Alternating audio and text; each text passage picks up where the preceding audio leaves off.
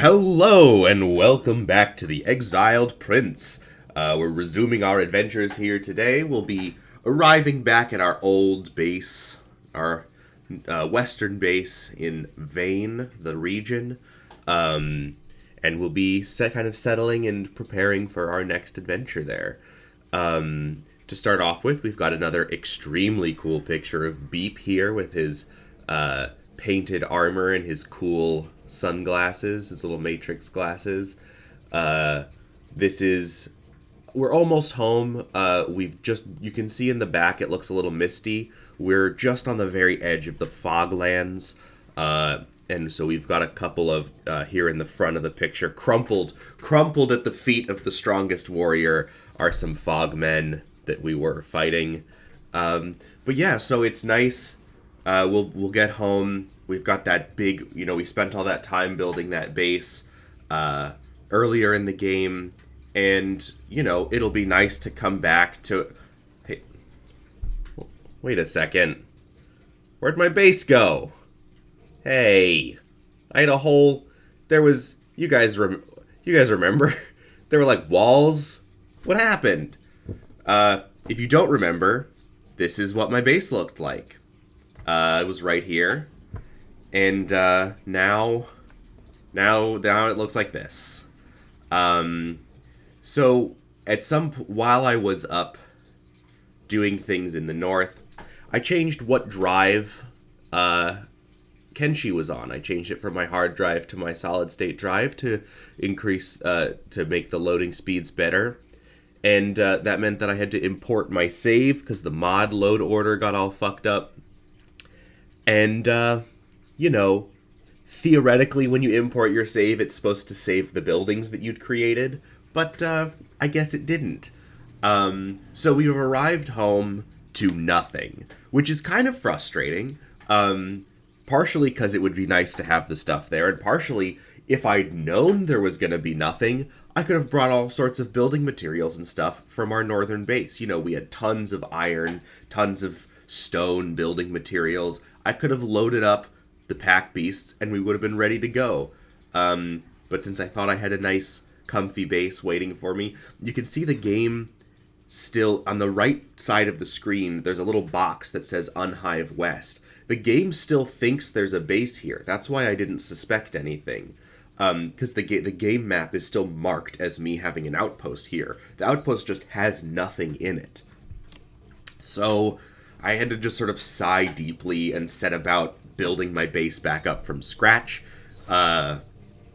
So this episode is sort of the Un-Hive hunkering down in this empty field while small groups run errands to the Western Hive villages and to the Shek Kingdom cities to buy materials and farming supplies and all that stuff, so we can kind of get back on our feet. We're not in any danger of, we have plenty of food, we have plenty of medical supplies. We're not going to die or starve or anything out here, but it's just a sort of laborious process of setting everything back up.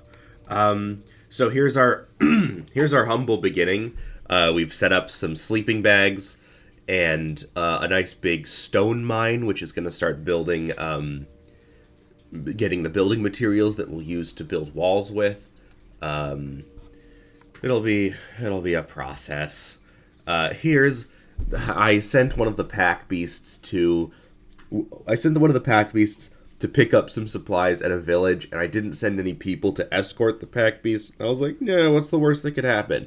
The worst that could happen was it got attacked by beak things, and here they are beginning to eat it alive. We do save it. We have some fast runners in the group who are able to chase off the beak things before they could actually succeed in devouring our poor pack beast, but it was still a close call. It was a close call. I got a little sloppy in my haste and frustration about my base disappearing.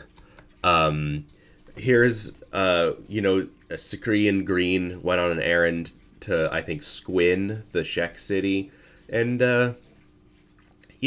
greeted with racism as always. You can go. Of course, some places aren't as bad as others, but anywhere you go in this game, people are going to call you Bugman and Stickman. You know, that just comes with living in the hive diaspora, if you will. Here's a nice little shot of Green, Sakri, and Fiona relaxing in the bar in Squin. Most of the other patrons are just Shek. You've got a lot of Shek, not exiles, but outcasts. It's hard to see in the picture, but some of them have their horns filed off. Actually, Fiona has her horns filed off. Her in game, I didn't make this up. In game, her backstory is that she was in a battle and knocked unconscious and left for dead by the enemy. And so she came back as a survivor, but because she didn't die in battle, she's branded as a coward and has her horns filed off. And so now she's this outcast or whatever. Yeah, so there you go. Here's a nice little shot of this is another unique recruit. Her name is Rain the Giant. She's, a big, strong Shek warrior. I can't recruit her in this playthrough because I've set the rule for myself that we don't recruit. We don't pay for recruits that aren't hivers, so we can't get her. But she was one of my first recruits. I think she's the fourth recruit I had in my last playthrough, and she was like our best sort of tank for the whole game, and it was great. And it's sad that we can't recruit her this time. So here's a picture of our base in progress. The one silver lining of rebuilding the base is that while I was away, I did unlock some new building technologies. So we do have the gross hive station house that we had before, but we've started to use these round, on the right here, these like round outpost buildings, which are the sort of fancy buildings that you can get, as well as we've got the big max level walls now. Very cool. Here's another shot from another angle. You can see I actually very quickly replaced the hive station house with a normal station house. I really like those hive buildings from the mod that I got, but the normal buildings have roofs that you can put things on, which is, very, very useful. So yeah, we got our outposts, we got our stone mines, got lots. I'm just putting lots of buildings. I don't even know what I'm going to put in half these buildings right now, but I just wanted to have lots of buildings. I think it looks cool to look like I'm a little town. We've got this is from another shot from one of our errands. It's a group of Kral's Chosen, the people who used to come to our base and beat us up every week. This one in the front saying, "Look at these outsiders thinking they can wield a sword," and they're gonna get their asses kicked because they don't know what they're getting into. It is very funny. This game is better than some about having enemies that are clearly outmatched, like not charge at you. But the Shek don't know better. They will fight gloriously in battle, even when we're very obviously a match for them. And while someone was on an errand to the swamp, we picked up another recruit. This is the Wall. He is a hive prince who specializes in crossbows, because we love crossbows. Crossbows are incredibly powerful in this game. So hell yeah, we grabbed him. We got another recruit.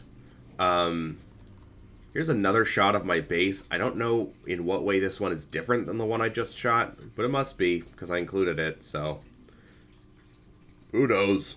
Who knows? Here's some Holy Nation outlaws resting in our base. There's no reason for me to do this in-game. Like, mechanically, there's no real benefit to it. But whenever a group of Holy Nation outlaws shows up and gets beat up by wildlife, I always have the Un-Hive pick them up, bring them to my base, and put them in bed so they can heal. Because, it's nice. It's nice to protect. It's fun protecting people, especially the ones that can't really protect themselves.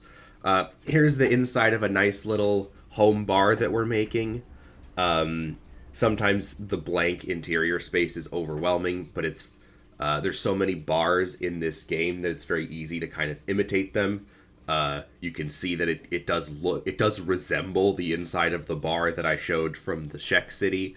We got tables. I think that I have a mod that adds the like clutter to the tables, which makes it look kind of like people live there and, you know, are actually eating in this space. Here's a shot, yeah, with people actually sitting there. You know, we got just a little place to relax. Got some ceiling fans, some sitting pillows, some potted plants. Just a nice, comfy little spot to live. What else we got? Ah, yes. This I thought was really funny.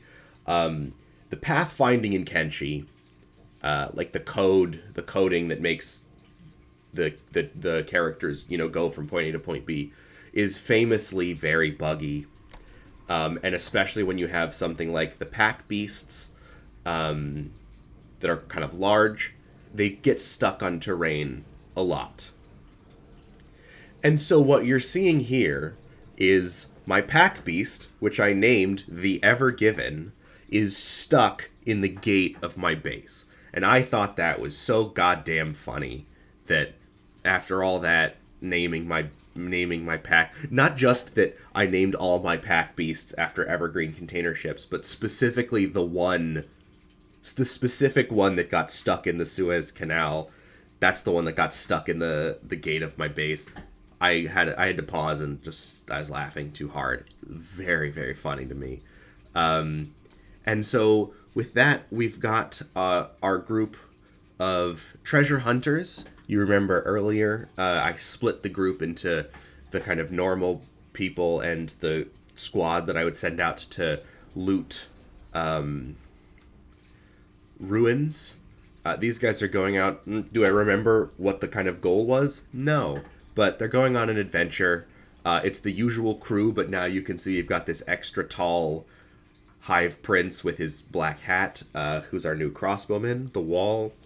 And we've got some fun fights, some fun adventures.